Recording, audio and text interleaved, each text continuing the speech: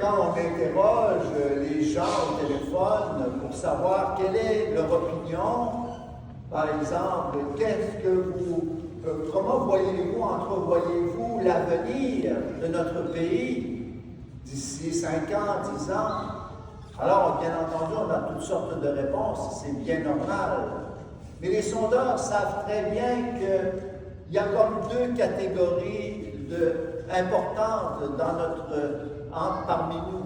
Il y a la première catégorie de gens, ce sont les pessimistes. Hein?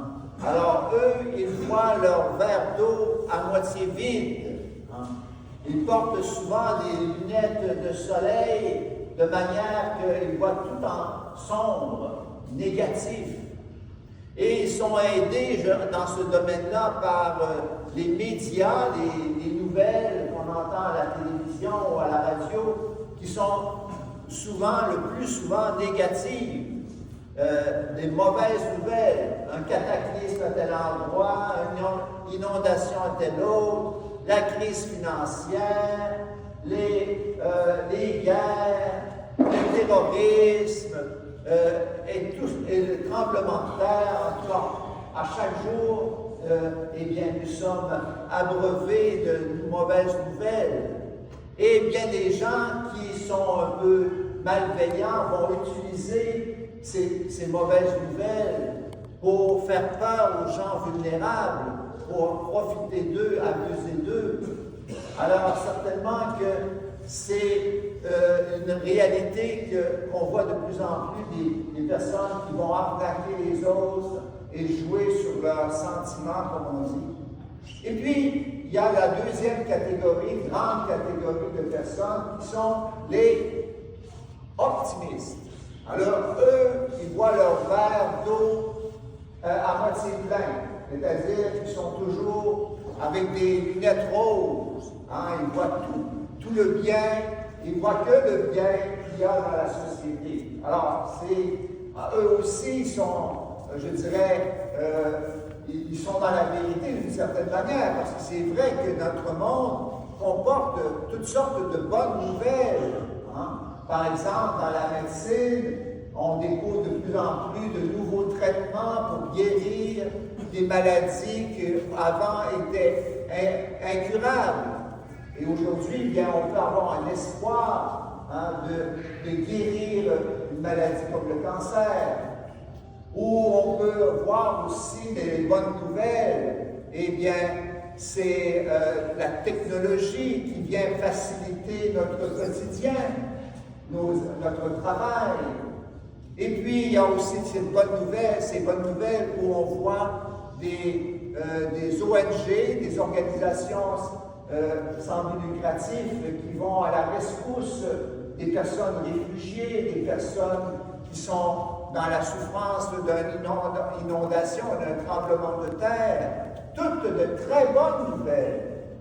Et encore là, dans ce groupe-là, il y a des gens qui vont peut-être abuser de cette vision optimiste de notre monde en disant, bien par exemple,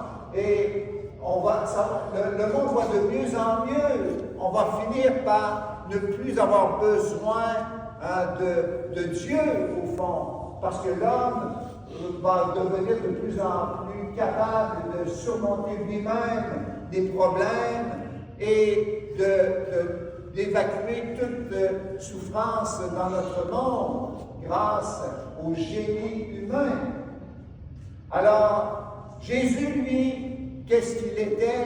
Je pense qu'il n'était ni pessimiste, ni optimiste. Il était réaliste. Pourquoi? Bien parce qu'il a dit, je suis le chemin, la vérité et la vie. Et la vérité, c'est cela qui nous met dans le réel, dans le vrai avec un V majuscule. Et nous sommes justement, Jésus ne veut pas nous leurrer. Hein? Il ne veut pas nous cacher que, eh bien, il y a des souffrances dans la vie humaine, dans la vie de tous les jours.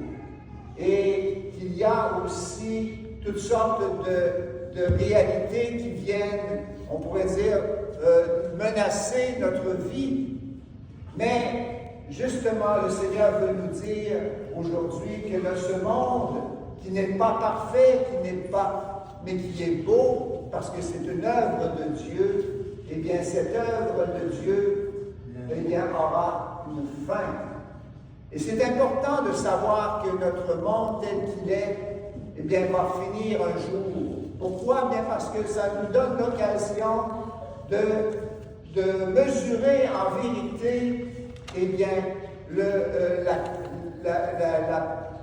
bien des choses. Hein? Certainement que le fait de ne pas, les disciples demandent à Jésus dans l'Évangile, mais quand viendra cette fin, quel sera le signe que cela est sur le point d'arriver? Et Jésus va leur dire, il ne dira pas de date, bien entendu, hein, où cela arrivera, mais il leur dit, beaucoup viendront en mon nom, et en disant, c'est moi, le temps est proche, ne marchez pas derrière eux. Jésus prédit la venue de faux prophètes qui viendront pour diviser la communauté, qui viendront pour, on pourrait dire, attirer des gens vers la fausseté, l'erreur ou le mensonge. Et j'en donne un exemple concret. Vous savez qui est Charles Russell? Charles Russell, c'était le fondateur des Témoins de Jéhovah. Et Charles Russell a prédit la fin des temps, la fin du monde, en 1914. Mais 1914 est passé, et puis ça n'est pas venu, comme on sait. Alors là, il s'est repris, il a prédit la fin du monde en 1918, 4 ans plus tard. Mais encore là, ça ne s'est pas arrivé. Et puis là, il s'est repris, il a prédit en 1925, et ça n'a pas marché. En 1950, ça n'a pas marché. 25 ans plus tard, en 1975, il a prédit la fin du monde, mais ce n'est pas arrivé. Et puis après, il n'y a plus rien qui est arrivé. Il n'a plus prédit parce qu'il est mort.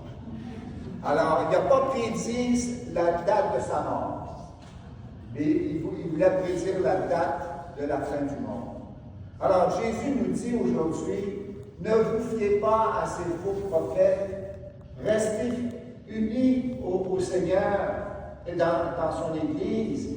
Et vous savez pourquoi il est important de ne pas savoir la date de la fin du monde. Ça, c'est important de le savoir. Regardez dans Saint Paul, la deuxième lecture, la première communauté chrétienne, il y en avait des gens qui étaient certains que Jésus arriverait de leur vivant. D'ici quelque temps, 2 mois, 6 mois, 1 an, Jésus va revenir. Et qu'est-ce plusieurs ont fait? C'est qu'ils ont arrêté de travailler. Ils ont arrêté de témoigner de leur foi aux autres. Parce qu'ils ont dit, d'abord, Jésus va arriver là, incessamment. Alors, ça ne sert à rien de travailler. La fin du monde arrive. Et Saint Paul leur dit dans la deuxième lecture, ne cessez pas de travailler, parce que vous devez justement continuer à témoigner de l'amour. Et l'amour, on peut en témoigner justement par le travail, le don de soi que l'on fait.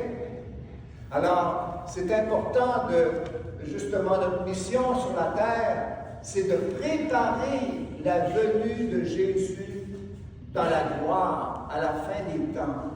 Comment est-ce qu'on va préparer cette venue de Jésus dans la gloire? C'est en témoignant de notre foi dans la charité. C'est là que nous montrons au monde que notre vie, ce n'est pas seulement métro, boulot, dodo, mais c'est vraiment un engagement d'amour pour notre prochain, pour ceux qui sont les plus vulnérables, les plus petits, les plus faibles d'entre nous qui ont besoin.